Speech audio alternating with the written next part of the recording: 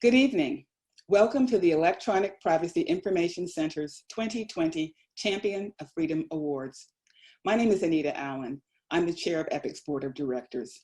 I'm welcoming you on behalf of the board and Alan Butler, EPIC's interim executive director and longtime general counsel. We gather this evening in a virtual space to underscore our support for EPIC and to celebrate another year of advocacy and achievement. EPIC was founded in 1994 by three men with an important vision: David Sobel, David Banasar, and of course, Mark Rotenberg. For more than 25 years, EPIC has been a staunch defender of privacy rights in the United States and abroad. But more than a defender of privacy, EPIC has been a leader among NGOs seeking change. It's been a launching pad for the careers of young lawyers and advocates dedicated to privacy and data protection. There's really a lot to be proud of. We celebrate tonight mindful of our extraordinary times. We're gripped by a pandemic that in the United States has already sickened almost 2 million people and claimed more than 100,000 lives, precious lives. COVID-19 has not spared EPIC. Members of EPIC staff, board, and board of advisors have been impacted by the virus. To everyone, I wish you good health and continued recovery.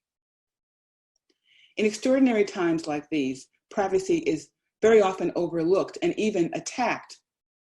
But human rights and civil rights must be given their due weight, even in the midst of crises. We must use technology not against people, but for people, in the service of people. Promises about third-party disclosures and data protection, data security are no less important in times of crisis than in normal times. Over-surveillance and discriminatory practices have got to be curtailed. At this moment, many companies, universities, and governments around the world are seriously contemplating unprecedented approaches to social control, mandatory testing, contact tracing, and health surveillance. EPIC has a unique opportunity to educate and inform our officials, our policymakers, and the general public. EPIC stands on the forefront of those organizations who support first responders and families, as well as privacy. We want all the sacrifices that people are making inside the home and outside the home to go toward preserving a society that includes meaningful opportunities for privacy and private choices, as well as health and safety. Despite COVID-19, EPIC, as a renowned organization, is punching above its weight. It is shouldered on, unbroken. Numerous members of the 90-person EPIC Board of Advisors and the 13 members of the Board of Directors have been actively engaged throughout the pandemic. Most importantly, the EPIC staff has been fully engaged despite hardship. As required, the loyal EPIC staff has been working at home since March the 12th. The beautiful new building we purchased on DuPont Circle last year stands ready for us to return as soon as the pandemic has abated. This virtual dinner tonight is an apt occasion to acknowledge the superb performance of the core EPIC team.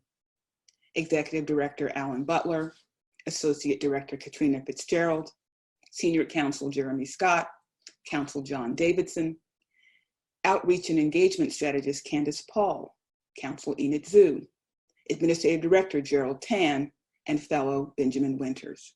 Thank you all for not missing a beat. Cheers, and I lift my glass in support of your fantastic work. On a personal note, I was elected chair of the board last February, completely unaware of what was about to unfold at EPIC and around the world.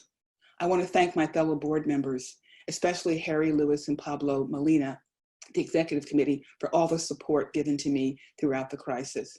I also thank board members, including Jeff Jonas and Chris Larson, for incredible generosity in giving of their time, talents, and resources to help EPIC move to the next level. Thank you very much. The year so far has been a challenge, but the year ahead is full of promise. EPIC needs your financial support more than ever. EPIC is ambitious. We want to do more than just survive. We want to build on the incredible legacy of Mark Rotenberg and the other founders to take EPIC to even greater levels of accomplishment. Thank you for being with us tonight. And now let's get a little preview of things to come. EPIC has never shied away from the challenge of protecting privacy. Since 1994, we have been dedicated to focusing public attention on emerging privacy and civil liberties issues. The EPIC staff works tirelessly to protect the privacy of individuals across the world and here at home.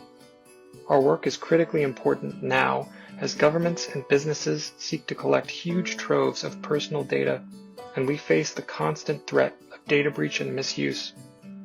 Expanded government surveillance, black box algorithms, drones, location tracking, and social scoring systems are just a few of the issues that EPIC has been focused on. And this year, EPIC will continue to expand our public education campaign by creating new resources for those interested in learning about emerging privacy issues. We will publish short videos to explain complex privacy problems in simple terms, and we will publish interviews with experts for more in-depth discussions.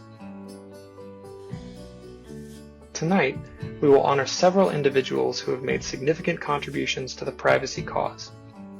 Brandy Collins Dexter at Color of Change, who has rallied support for federal baseline privacy legislation and a data protection agency, and has highlighted the disparate impact that user tracking has on communities of color. David Farber, for his distinguished career and lifetime commitment to privacy and internet security. Ambassador Stavros Lambrinidis, for his support of data protection, fundamental rights, and democratic institutions.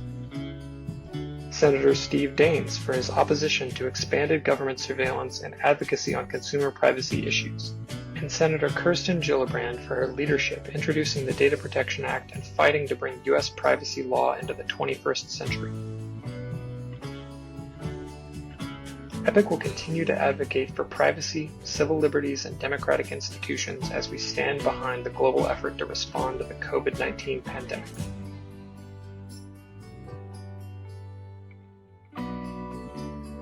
Hi, it's Ryan Kalo, University of Washington.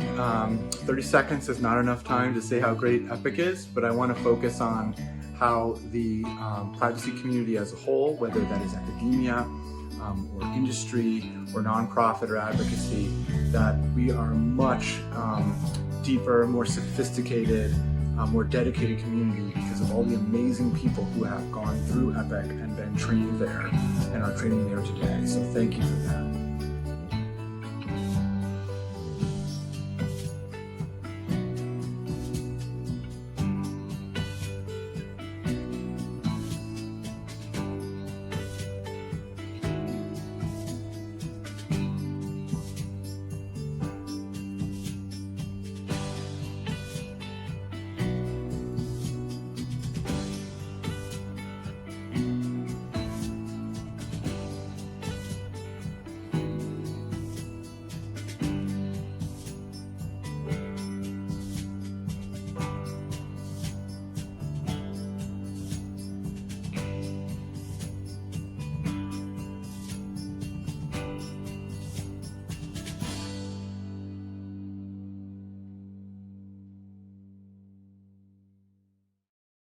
Indeed, this is not the first time that the privacy and civil liberties communities have had to respond to calls for increased surveillance, but EPIC has always been there.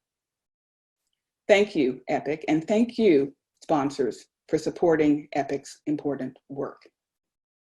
I'm pleased to welcome my co-host this evening, Danielle Citron. Danielle is a member of the EPIC Board of Directors. She's also a law professor at Boston University. Very recently, Danielle received the prestigious MacArthur Genius Award, and we're so pleased to have her with us tonight. Danielle? And it's always so gratifying. I wish we were physically together, but it is gratifying to be with our leading light and inspiration, Anita Allen. So thank you so much, EPIC, for being such an independent voice for privacy protections in this really challenging time.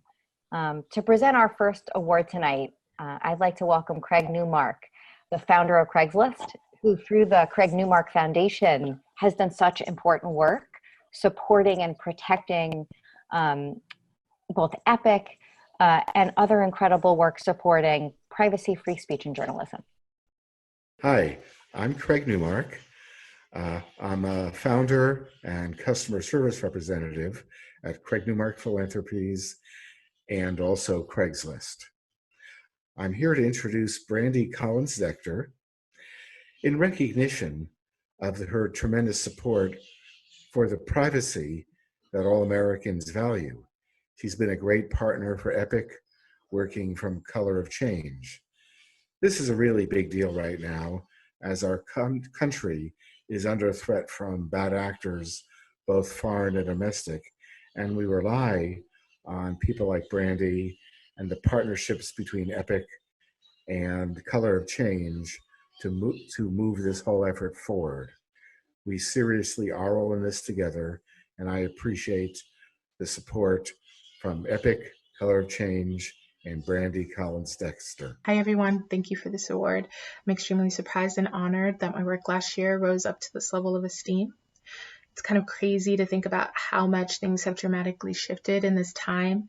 Since last year, I was with my husband at the Epic Awards with all of you, listening to all the other speeches. I want to shout out my Color of Change team, Johnny, Jade, Jeanette, Isha, Amanda Sade Marcus, Imani, Sierra, Sam Marie, and Evan. They work to make sure that we're able to show up for Black people every day in a multitude of ways, and I'm very proud of them. Thank you to my bosses, Rashad and Arisha.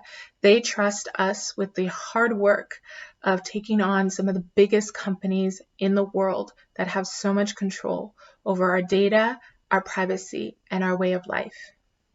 You know, right now I'm thinking about all the things, people, places, spaces that we're losing right now, and they'll never come back. In the first 2 months of COVID-19, 1 in 50 businesses shut down. That number is 1 in 5 for Black businesses. Half of the Black businesses that are left won't be here 6 months from now without extreme and major government interventions. For me, I think of how these businesses serve a way of life and serve a function in our lives that go beyond their intended purpose. These are spaces where social justice advocates have met for decades to strategize around how to fight for change. These are businesses that gave job opportunities to people who couldn't get them elsewhere. These are the businesses that have been people's homes and the places where you've hung out with your loved ones and met new loved ones, and now they're gone. There are many historically Black colleges and universities that may never send a new class of bright-eyed, smart-ass college graduates into the world to insert new possibilities into our technological universe. That all feels tangible in a way that the infringement of online privacy often does not, because you're not sitting in that physical network space in the same way. But the internet world has shifted the ways in which we interact, and that will be more true in the coming months and years. Our cultural institutions, organizing spaces, places where we go to find job opportunities, and the places where we connect with old loved ones and meet new loved ones will more than ever exist almost purely online. But unlike a community business that has a physical door where you can see somebody walk through that door, you know that a person is coming through that door.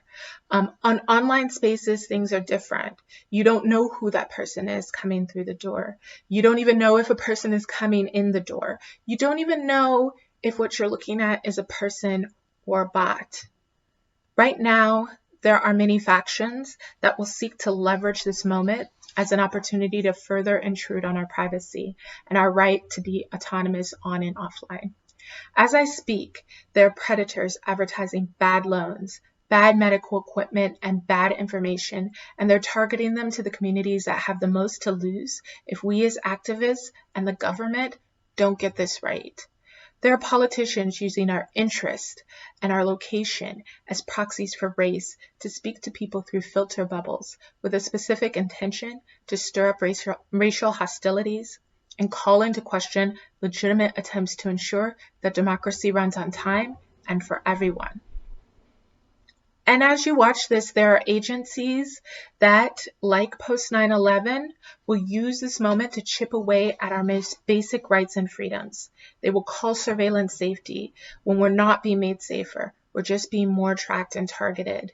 Once those things happen, once the doors to data and information protection are blown off, we can't get them back. I have been proud to stand with my colleagues at EPIC and many others, including Public Citizen, Media Justice, Media Alliance, Center for Digital Democracy, Berkeley Media Studies Groups, and other ones that I'm forgetting. We've all stood together to call for a data protection agency. We at Color of Change were proud to support legislation released this year by Senator Gillibrand, also calling for a data protection agency.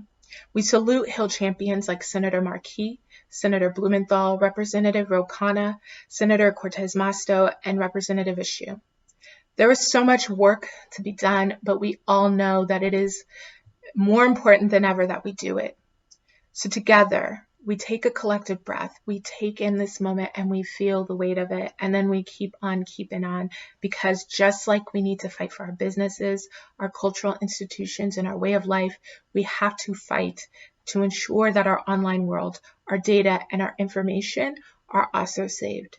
Thank you, stay safe, and take care. Thank you so much, Brandy, for your important work and for your inspiring words tonight. We're so lucky to have the Color of Change doing its tireless work and being a partner with EPIC. Yes, we are. And Brandy's absolutely right. There are agencies that will use this moment to chip away at civil liberties. Something similar happened after 9/11. But I'm heartened that we have groups like EPIC and Color of Change working tirelessly on all of these issues. Now, each year we present our annual Lifetime Achievement Award to a member of the EPIC family who's made outstanding contributions to our work and our field. And this year is no exception. To present the 2020 award is a former winner of the EPIC Lifetime Achievement Award, Peter Neumann. Peter? Hi, this is Peter Neumann. I'm very honored to be able to present to you this award for Dave Farber. And Dave is somebody I've known for years and years.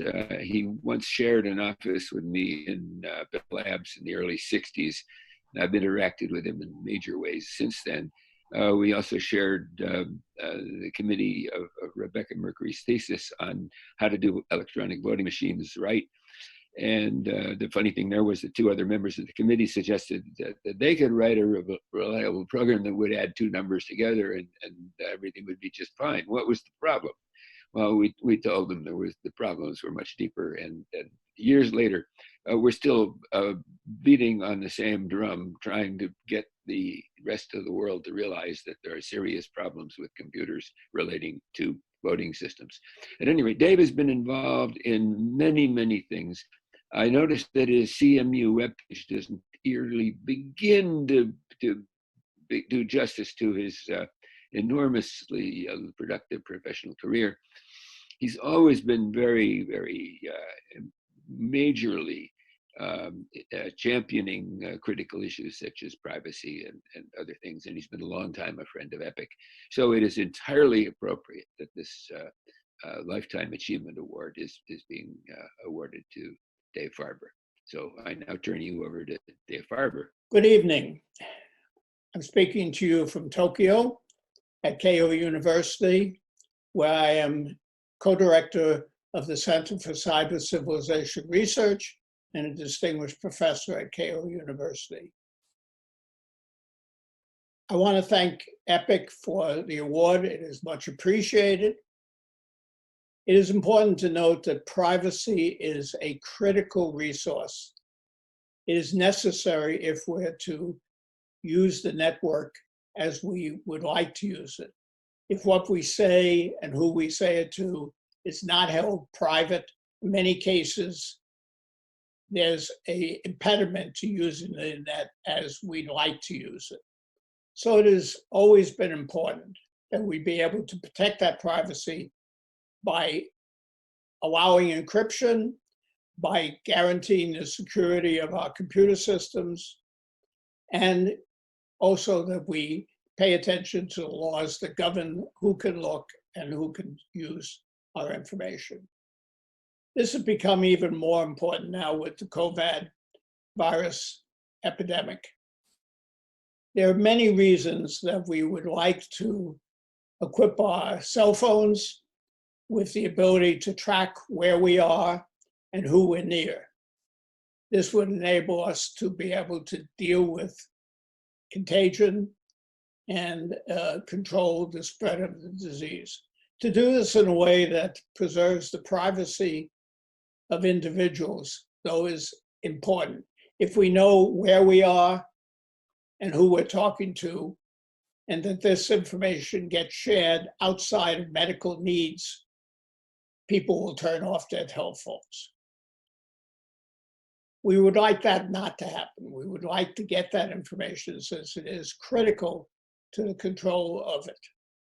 There are also other times in the future where we will be faced with similar issues. So this is a good time to pay attention to it. Several years ago at this G20 meeting, there was an effort to look at the ability to share medical information during times of emergency with other medical people in other nations, and to do this with trust. Namely, that when I share the information, I know that it will only be used for the purposes that it was intended for and would not become part of the general information that was shared among nations and police forces, etc. That's going to be more and more important as we look forward to in the future. The ability of us to share that information is critical.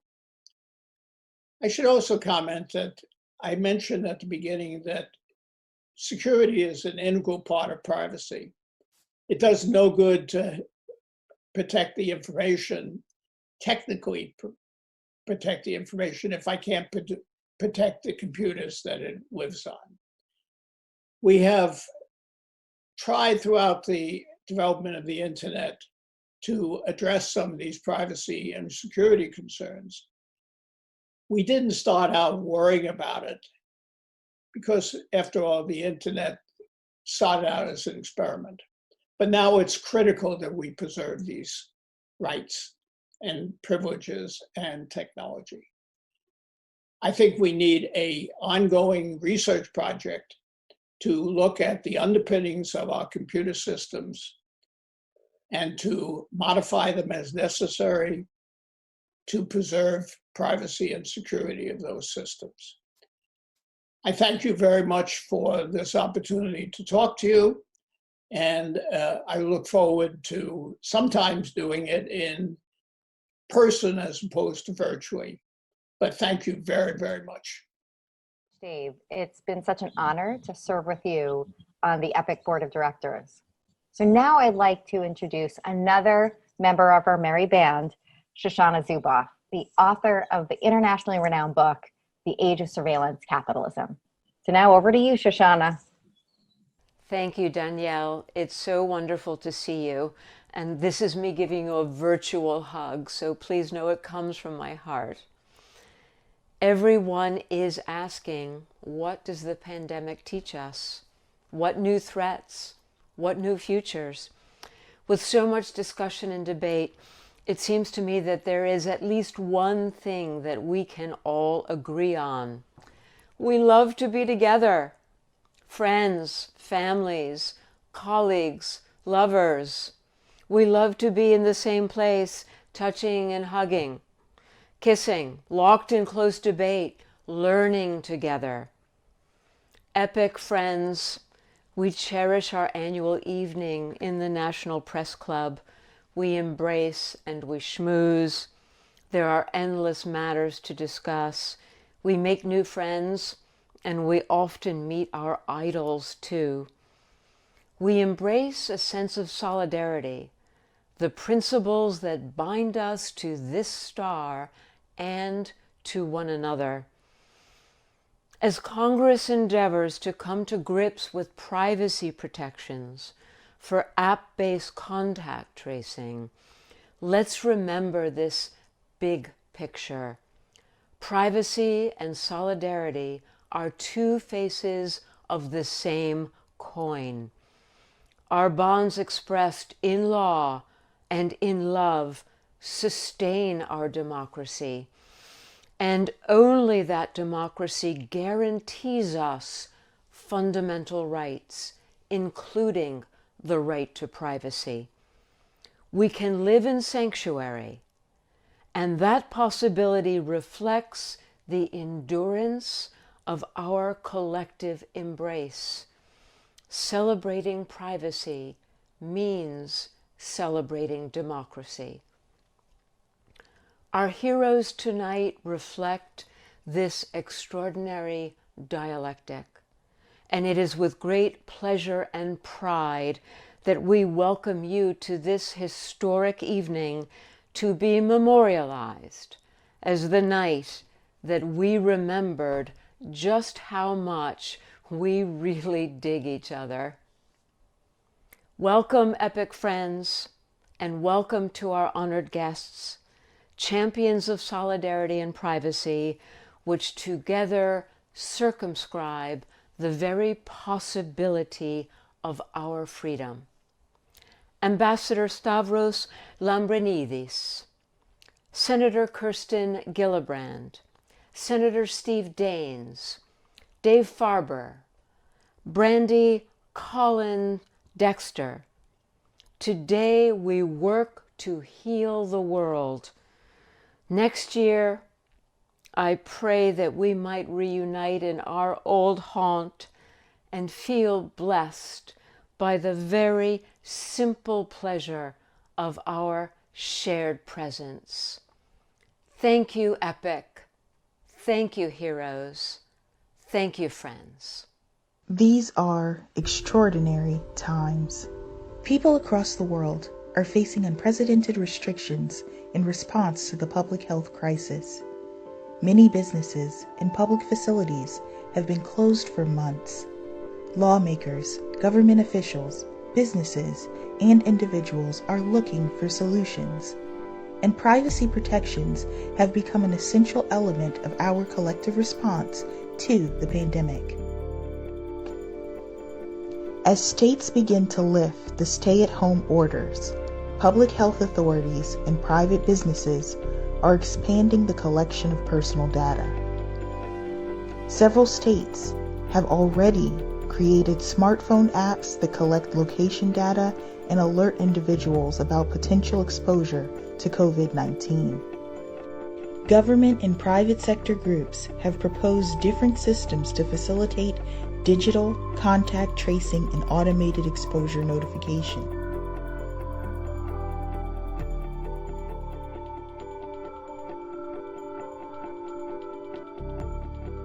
But experts have questioned the efficacy of these systems.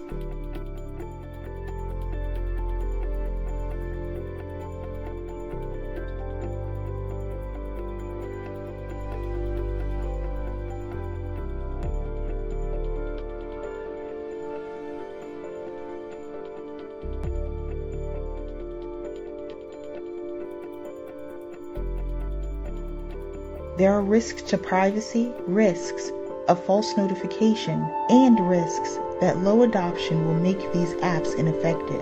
These systems are lawful and voluntary. It's important that these systems minimize to the greatest extent possible the collection of personal information. The onus is on all of us to make sure to scrutinize the systems that are put into place, the proposals that are put forward, and to make sure that they are protective of privacy and that we don't, adopt some, new eternal system of perpetual surveillance. I think none of us want to live in that world. We cannot assume that any system is a silver bullet, and we must ensure that governments protect both public health and privacy. That is why EPIC is advocating for greater privacy protection to ensure that the public health response protects individuals. These systems should be lawful and voluntary. There should be minimal collection of personally identifiable information. The techniques should be robust, scalable, and provable, and they should only be used during the pandemic emergency.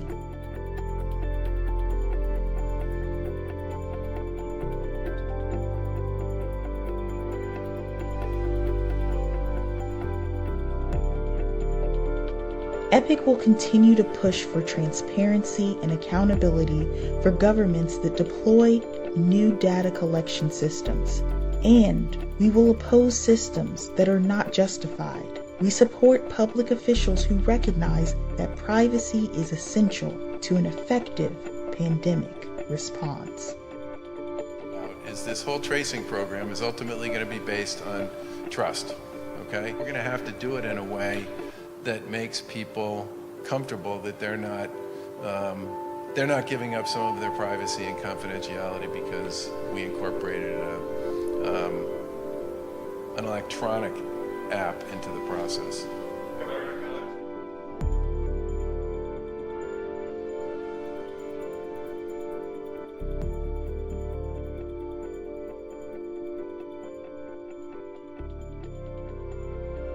Must also do everything possible to ensure that the epidemic does not lead to a weakening of the democratic foundations on which our civil and political rights and our freedoms rely. Freedom of expression should be preserved, and any restrictions must be strictly proportionate to the legitimate aim of protecting public health. This applies equally to freedom of conscience, freedom of association, and the right to privacy. Put individual personalized data, identifier information on patients. This is not data that needs to move around. What we need is data, other kinds of data. It's very, very important, and there are concerns through this whole outbreak regarding individual rights versus the rights of the community. It's very, very important. We own our bodies and we own the data about our bodies. And it's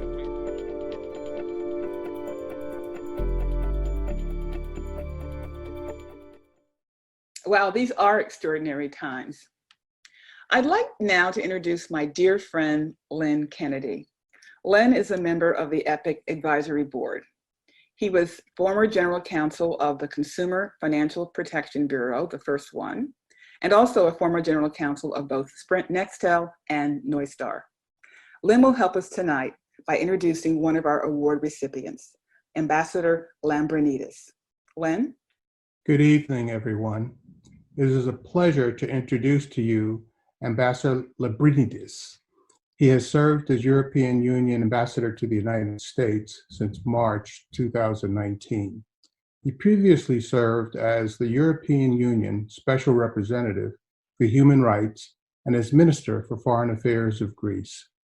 Ambassador Lambrinidis is a former member of the European Parliament and Vice President of the Civil Liberties, Justice, and Home Affairs Committee. He was the Parliament's rapporteur of the seminal reports on the protection of critical infrastructures and promoting security and fundamental rights in the Internet age. The ambassador has stressed the importance of establishing standards for artificial intelligence and surveillance practices that recognize the fundamental rights of citizens and the importance of human dignity. He has also argued that data is the new oil and has urged policymakers to collaborate on how to best protect data from misuse and harmful exploitation. Because the ambassador is a forceful advocate for technology policies that reflect the values we share, EPIC is honored to present him with the 2020 EPIC Champion of Freedom Award.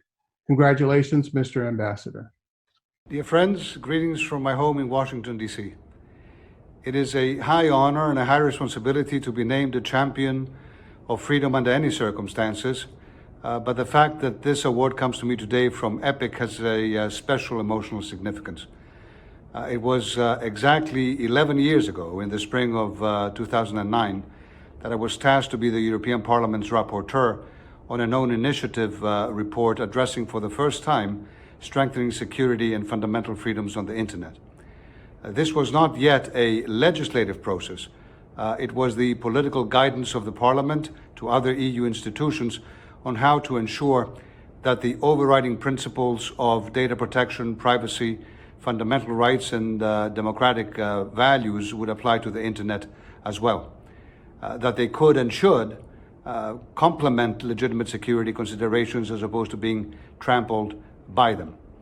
And if you read what the members of the European Parliament decided back in 2009, you will see in the report the seeds and the thinking behind several seminal pieces of EU legislation that followed, including the General Data Protection Regulation. Now, at the time, this was not an easy task. There were still many governments and companies in Europe, certainly, but even more so in the United States, that viewed with great suspicion efforts to place limits on the powers of law enforcement, especially when it came to fighting terrorism, or companies when it came to collecting, storing, or using personal data unfettered by any legislation. But one relentless watchdog for freedom on this side of the Atlantic, Mark Rottenberg and Epic, were for us European privacy advocates a constant source of advice and inspiration. I became friends with Mark during those times and have remained since. Hence the very special emotional weight that this award has for me. I never thought back in 2009 that I would one day be able to discuss those issues directly with the US administration and Congress as the European Union ambassador to the United States. But here I am. And frankly, also here is COVID-19, bringing some of these issues again to the forefront. Contact tracing apps will be crucial in reopening, but unless they respect data protection and privacy, and unless they're temporary in nature, they can usher in an age of unprecedented personal surveillance. And that's what the EU guidelines that were recently published on tracing apps and privacy try to take care of. They have those apps to be GDPR compliant, and they can be while still being effective and saving lives. Health apps can now save millions of lives as well, but they can also affect a huge shift from outside the body surveillance to inside the body surveillance. And that means that if not applied correctly, governments or companies could know what we think and how we feel and why we feel and think it even before we do. And that's a problem. And artificial intelligence more broadly needs standards.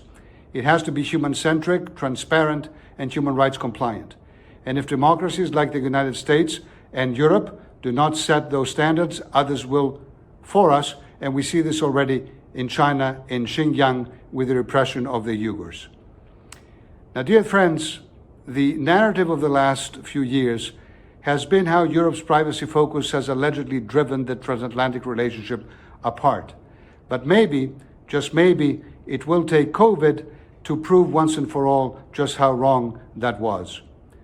Largely because of the tireless work of Epic, the reality today is that we are all thinking about privacy quite differently than we were a few years back. We've seen, and are continuing to see, every day that Americans want baseline privacy protections, that the status quo is not good enough, and that from California to Capitol Hill, the time is ripe for new actions to improve citizens' trust. And in Europe as well, we are committed to seeing that privacy protection safeguards innovation and competition as well, and both our economies need both. And let me close on a personal note. In my whole life, perhaps affected by the fact that in my young years I was raised under a Greek dictatorship, I was acutely aware that even strong democracies can fall under authoritarian spells. And I became guided in my work by one principle and one caution. The principle: in democracies, it is citizens who are supposed to observe and judge the actions and thoughts of the governments every day, not governments who are supposed to observe and judge the actions and thoughts of their citizens. If we get to that, crisis after crisis, we have flipped democracy on its head. And the caution: in democracies, Big Brother will come not because some authoritarian government will impose it. It will come, if at all, with our consent. And if we get used to salami slicing our rights, crisis after crisis, then there's a clear and present danger we could get there. So, if there is any good that might come from this awful disease, it may be this: a chance to establish more firmly than ever the bond of principles, values, and fundamental rights that binds this transatlantic relationship together and always has. I will keep working for that. Thank you once again for this great honor from the bottom of my heart. Thank you, Ambassador, for those powerful words and for your incredible work. One of the things that I've always admired about EPIC is how they are just as effective in Brussels as they are in Washington. There aren't many groups with less than a dozen staff people who are able to have that kind of impact. It's incredible. So as always, Anita is spot on, right? So EPIC has had a profound impact, of course, across the pond and throughout the world, but of course, in our backyard in Washington, DC. So to present our next award, I have the pleasure of introducing a fellow member of the board, Harry Lewis, who is the Gordon McKay Professor of Computer Science at Harvard University. I'm Harry Lewis, and it is my honor to introduce Senator Stephen Daines of the great state of Montana, and a special pleasure for me as a summer resident of Big Sky Country, where I cheered Steve's campaign float as it coasted down Electric Avenue in Big Fork at a 4th of July parade some years ago. EPIC is proud to honor you here, Senator Daines, with its Champion of Freedom Award. You've been among the most important U.S. government leaders on citizens' right to privacy. You've been a strong opponent of government surveillance, a supporter of Fourth Amendment protections against unreasonable and unwarranted searches at the border, and a strong voice for consumer privacy as well. Working across the aisle with Senator Ron Wyden, you co-sponsored a bipartisan amendment to prohibit use of FISA authorities for warrantless collection of internet search and browsing histories.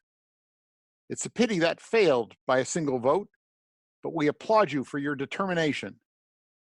You also sponsored the bipartisan Internet of Things Cybersecurity Improvement Act of 2019, which called for baseline security standards for all IoT devices. Again, acting in a bipartisan manner, you introduced legislation with Senator Patrick Leahy in 2018 to require reasonable suspicion or probable cause for search of Americans' electronic devices at the border. Americans, as you correctly stated in that bill, do not lose their Fourth Amendment rights at our borders.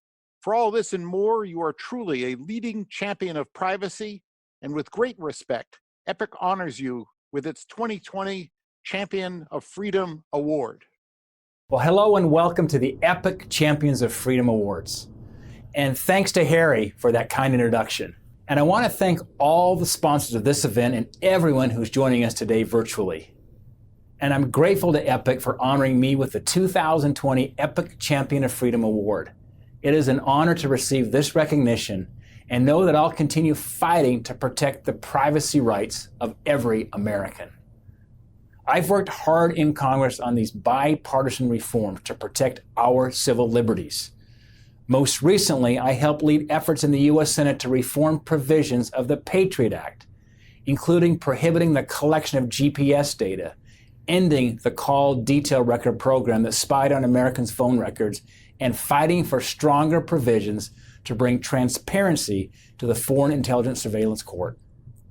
I'll continue working with my colleagues in the U.S. Senate to strengthen these privacy protections and stop the government from spying on American citizens. Thanks again to EPIC for honoring me with this incredible award. I hope everyone logged in stays safe during these uncertain times, and thank you so much. Thank you so much, Senator Daines, for those inspiring words and for all of your important work on civil liberties and civil rights. We are so lucky to have Senator Daines' leadership on transparency and accountability in the Senate.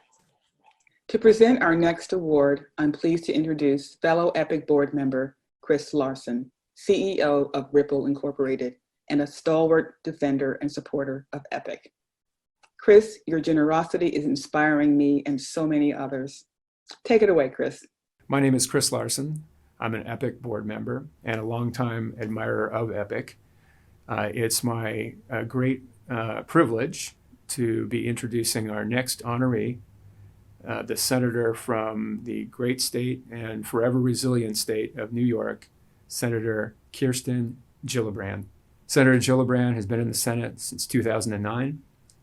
Before that, she represented New York in Congress after flipping a solidly Republican district. And of course, as we all know, she ran to become the first woman president of the United States.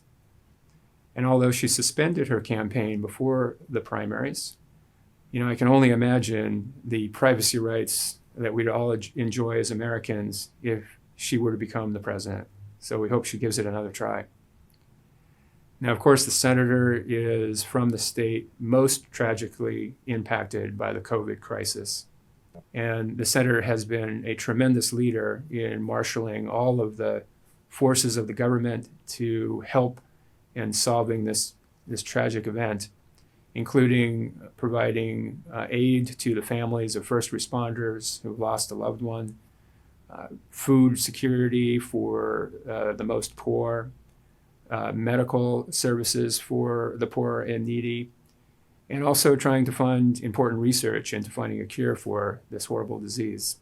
We're honoring her today for something that began before the COVID crisis, but relevantly will become probably even more important in a post-COVID world. And that's the senator's tremendous leadership in creating what would be the U.S. Data Protection Agency. This is probably the most important privacy initiative that we've ever seen in our country, and it's the #1 priority for EPIC.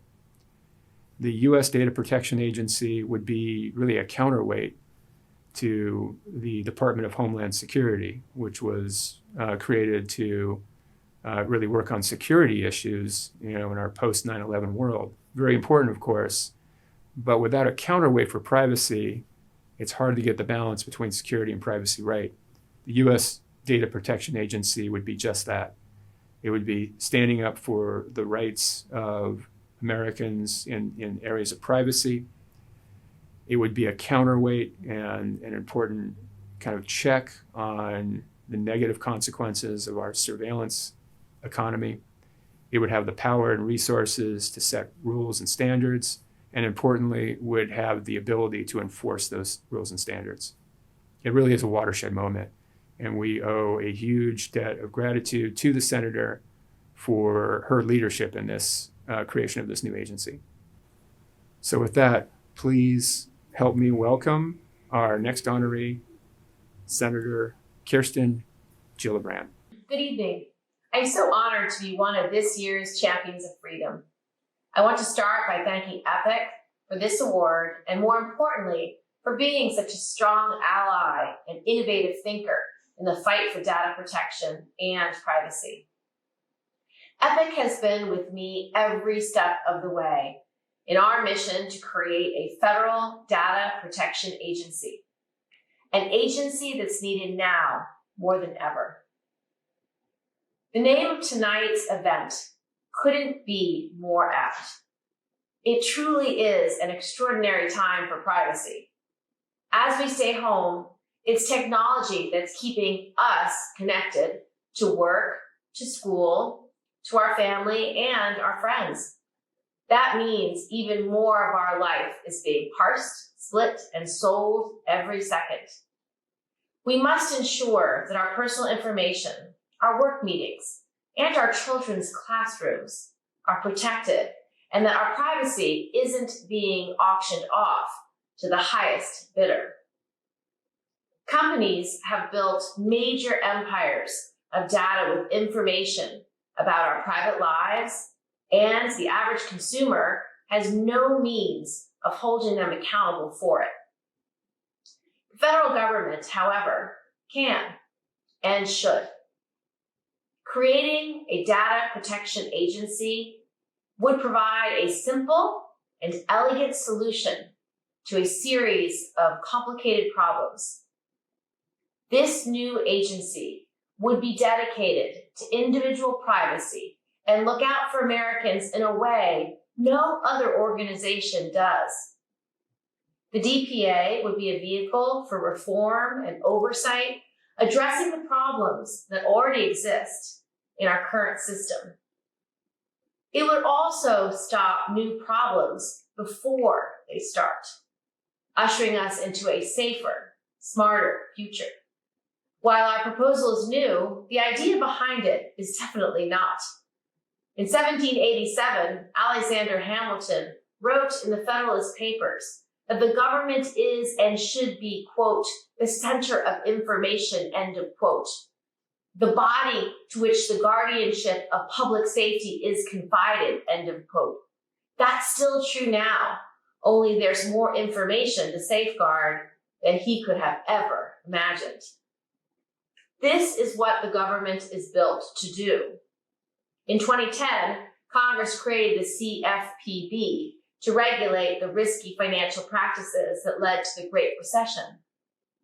In 1970, Congress established the EPA to address rampant corporate pollution that put the air we breathe and the water we drink at risk. And in 1906, Congress created the agency now known as the FDA to address the industrialization of our food supply chain. People no longer got food from local suppliers they knew and trusted. They couldn't see how their food was being harvested or stored, who was selling it to them, how it got sold, or how many times. They had no way to know if it was safe until the government took action. We're reliving those same struggles now as our personal information becomes the engine of a new industry. We don't know how it gets harvested or how many times it's repackaged and sold. We need a government entity to regulate the industrialization of the information economy, to keep our information safe, and take action when it's not. Upton Sinclair famously captured the industrialization of food production in his book, The Jungle. In it, he wrote that, quote, "The rich people had all the knowledge and the power, and so the poor man was down," end of quote. He was talking about the meatpacking industry, but that feels like a pretty good description of the relationship between today's tech giants and the people who use their products. There's a huge imbalance of power in these relationships, and we need to fix it. But we can't set new standards through an old institution.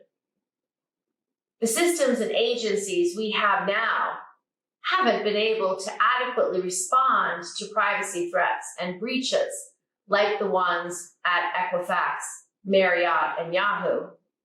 A data protection agency could. It would codify the American right to privacy and create a body with the mission and agency to protect it. It would have the authority to hold hearings, issue subpoenas, conduct investigations, make recommendations to Congress, and administer fines. Those fines would become a source of funding for victim compensation and for research and education on privacy. The DPA would enforce the rules we have now and give us the infrastructure we need to enforce future comprehensive privacy protection laws from day one.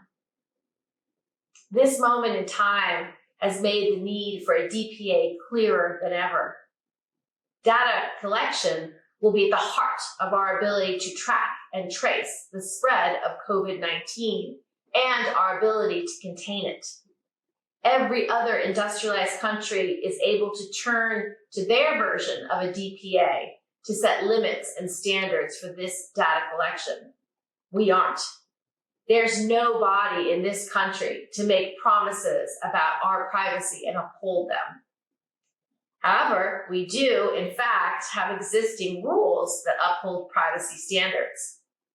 They are codified in Title 13 for data stewards of the U.S. Census, in the Children's Online Privacy Protection Act, and in our HIPAA rules. Those standards show that it is possible for the government to oversee our data and keep it safe. We just need the agency to do it. It would not only make Americans safer, It would make our government more efficient. We are in a new era of technology use, a new paradigm of the security and privacy. The more we do online, the more data we generate. Right now, that data is up for grabs and sold to the highest bidder. We need to tame this data jungle, and the Data Protection Agency will help us do it. I'm so grateful to have you all with me in this fight. And I know together we will make the DPA a reality. Again, thank you so much for this award, and I hope you enjoy the rest of your evening. Thank you so much, Senator Gillibrand, for your creative and important call for a U.S. Data Protection Agency. You're so right. These are extraordinary times, and privacy has never been more important. And this is precisely the moment where we need to think hard about, as you called for, a U.S. Data Protection Agency. And we're really grateful for your leadership on this issue. I agree, Danielle. The United States needs to have its own data protection agency and join other major democracies around the world in the fight for protecting the freedom of its citizens. Well, what a remarkable evening this has been, honoring some incredible people.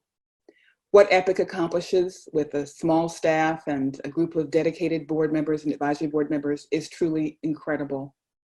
I hope we'll all continue to work together to make privacy and data protection realities for everyone. To close out our event, I'm pleased to introduce EPIC's Interim Executive Director, Alan Butler. Alan. Thank you so much, Anita. You and Danielle have done a tremendous job tonight, bringing us all together to celebrate EPIC and these champions of freedom.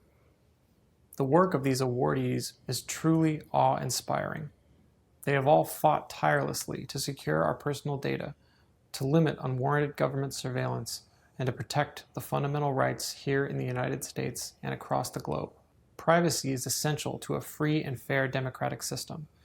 This is especially true during times of crisis, and we are all acutely aware of the extraordinary circumstances we now face. I'm not just talking about COVID-19 and the pandemic. I'm also talking about that feeling of democracy on the precipice, of things falling apart. Our social fabric is built on trust. Trust in government, trust in the rule of law, trust in truth and the fundamental rights that our Constitution guarantees, and trust in each other. Trust is perhaps the most valuable commodity that we have in our democracy, and these days it feels as if trust is in short supply. In the late 1990s, when both EPIC and the internet as we know it were in their infancy, e-commerce suffered from a lack of trust as well. People were wary of purchasing goods online, wary of sending their personal information to companies and people they had never met. And there was a growing recognition that the internet could never thrive without protections for personal data. At that time, we had no data protection infrastructure in the United States. Our privacy laws were narrowly focused on specific types of data, like the contents of communications and records of our video rental histories. But we did have a long track record of protecting privacy. From the founding era and the enactment of the Bill of Rights to the publishing of Warren and Brandeis's Right to Privacy, to the development of common law privacy rights in the states, to Willis Ware and the development of the Fair Information Practices, privacy was a uniquely American value. But we had no central federal authority to ensure that privacy protections were enforced, that privacy laws kept pace with technological developments, and that lawmakers and government officials understood and implemented fair information practices. So it fell to the Federal Trade Commission to hold a series of roundtables and to issue a report about protecting privacy online. While the FTC recognized as early as 1998 that the internet ecosystem posed acute threats to privacy, it did not recommend a comprehensive privacy protection regime for all Americans. Instead, it urged Congress to focus on establishing privacy protections for children. That is how we got the Children's Online Privacy Protection Act, or COPPA, one of the strongest internet privacy laws to this day. But where was the Adults Online Privacy Protection Act? The FTC had hedged on it. They reasoned that adults could simply choose not to visit sites that engaged in inadequate privacy practices. The FTC assumed that privacy policies would provide adequate notice to internet users, who could then freely choose what sites to visit. But when the FTC came back a year later After actually reading some of those privacy policies, they confessed that their assumption was wrong. Notice and choice was not a real basis for privacy protection. The United States needed a comprehensive privacy law to protect the data of all Americans online. And we almost had that law 20 years ago. A bipartisan group of senators led by John McCain and John Kerry introduced the Consumer Internet Privacy Enhancement Act to ensure that companies implemented fair information practices. But in 2001, our country entered another period of crisis, and the focus shifted away from data protection and towards increased government surveillance in the wake of 9/11. Now, we find ourselves at another critical inflection point. As Brandy explained in her powerful remarks tonight, the pandemic has fundamentally shifted the ways in which we interact. Our workplaces, our schools, and our social circles now rely on internet platforms. As Dave Farber underscored, security has become integral to protecting privacy. And these systems we rely upon cannot function without trust in the networks and their operators.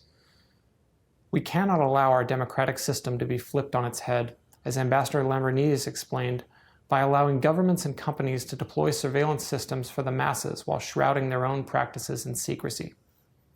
That is why we all need to fight back against the unchecked expansion of surveillance authorities, as Senator Daines rightly emphasized. We need to remake the federal privacy laws for the 21st century and ensure that privacy is once again protected as a core American value. I appreciate Senator Gillibrand's analogy to Upton Sinclair and the dawning realization of the costs of industrialization. Her leadership on a push for the Data Protection Agency in the United States is truly inspiring, as is the work of all of our awardees, hosts, and presenters. Indeed, many of us have been inspired to advocate for change because of the powerful words of Shoshana Zuboff in The Age of Surveillance Capitalism. She is our Upton Sinclair, and we push forward with the hope that our lawmakers hear her words and understand the gravity of the moment. Senator Gillibrand's bill is critical to that effort, and EPIC will continue to support her work to create a data protection agency in the United States. Thank you all for joining us this evening. It has been such an amazing night, and I am happy to have shared it with all of you and with our awardees. They are truly doing incredible work. But I also want to take the time to thank the EPIC staff for their work and their dedication to this cause. None of this would be possible without them. Thank you, Katrina, Gerald, Jeremy, John, Enid, Megan, Candace, and Ben. We have heard it many times from many different people, but it bears repeating. EPIC manages to have a bigger impact than organizations 10 times our size, precisely because you all do amazing work. None of this would be possible without the EPIC Board of Directors. Anita, Harry, and Pablo have been incredible at the helm these past few months. Danielle, Whit, Dave, Addison, Jeff, Chris, Helen, Paul, Sherry, and Shoshana, thank you for all your hard work and support. Without you, there would be no EPIC. And thank you also to the members of EPIC's advisory board. You are a secret weapon. Not everyone knows that EPIC is able to punch above our weight because of this group of incredible experts, scholars, and advocates. You all inspire us every day, and we are so grateful for the work that you do. Most of all, I want to thank our host committee, our privacy allies, privacy friends, privacy supporters, and privacy advocates that have given their generous support to make this event a success.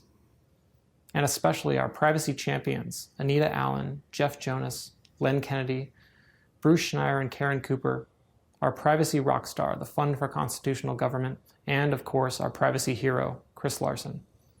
They have gone above and beyond to build on the strong foundation that EPIC has and makes possible EPIC's independent advocacy. Now that our event has come to a close, I want to take a moment to call on each of you individually and all of you collectively to support EPIC. Privacy is essential to a safe, fair, and just society. And during these extraordinary times, privacy protection becomes even more important, and the challenges we face even more difficult.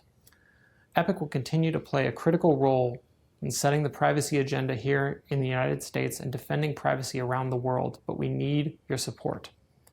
You can click below to donate now. Don't worry, it won't interrupt the live stream.